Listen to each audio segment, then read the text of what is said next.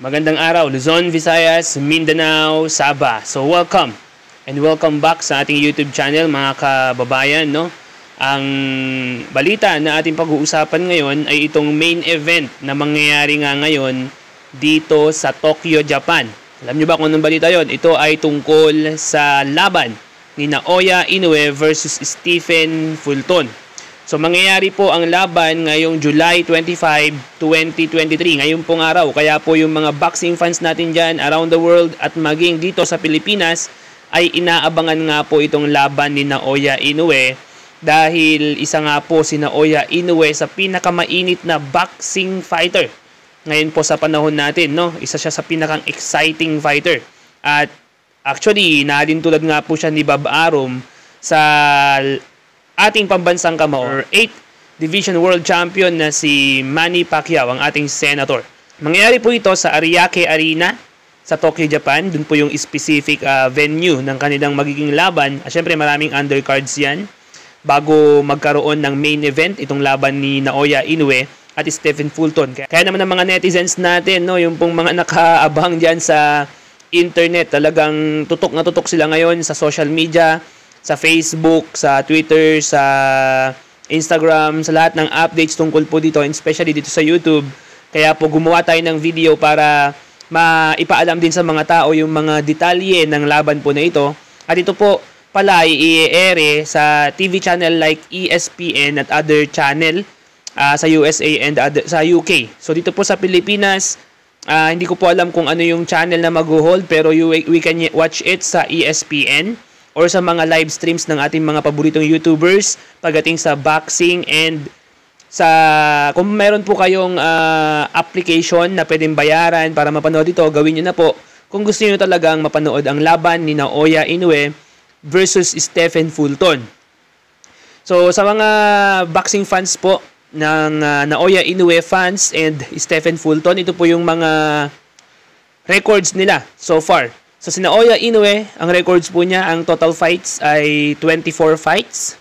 And of course, dahil undefeated po siya, meron siyang 24 wins. At 21 po dito ay tinapos niya via TKO at 3 lang po ang maswerte na umabot sa decision. And 30 years old pa lamang po si Naoya Inoue. So advantage po niya, syempre siya po ay mas matanda kay Stephen Fulton, and of course, mangyayari po ito sa kanyang baluarte sa Tokyo, Japan. And si Stephen Fulton naman po ay merong kartadang 21 fights at 21 wins dahil undefeated din po siya. Lamang lang ng konti si Inoue sa 24 fights. So wins by TKO, meron pong 8. So ibig sabihin mababa po ang TKO percentage. Ito pong si Stephen Fulton sa laban dahil ang decision out of 21 ay 13 po ang umabot sa decision. So ibig sabihin hindi po gaano yung power, or sa tingin ko iba siguro yung weight na nilalabanan nitong si Stephen Fulton kaysa sa nilalabanan ni Naoya Inoue. Dahil nga po, according nga po sa mga detalye ng laban na ito, si Naoya Inoue po ay umakyat ng weight class sa weight ni Stephen Fulton na super bantamweight. Ayan po yung bagong class ngayon, class weight ni Naoya Inoue, na kung saan sa super bantamweight division naghahari itong si Stephen Fulton. Siya po ang champion at kasalukuyang humahawak ng WBO Super Bantamweight titles and WBC Super Bantamweight titles. So ngayon po mga kababayan, ang age po nitong si Stephen Fulton ay 28 years old pa lamang po. Kaya siya po ay medyo bata-bata ng konti dito sa kanyang kalaban na si Naoya Inoue. Ito po yung detalye ng laban ngayong araw, July 25th, 2023. So abangan po natin sa ating channel at sa iba pang mga YouTube channels kung ano po yung mangyayari sa laban ni Naoya Inoue. So of course, yung mga tao gusto nilang makatikim na ng unang talo itong si Naoya Inoue, at yung iba naman, according sa mga nababasa ko sa online, sa social media, habang papalapit ang oras na lang po ang hinihintay sa laban nila, ay gusto na rin pong matalo naman itong si Stephen Fulton.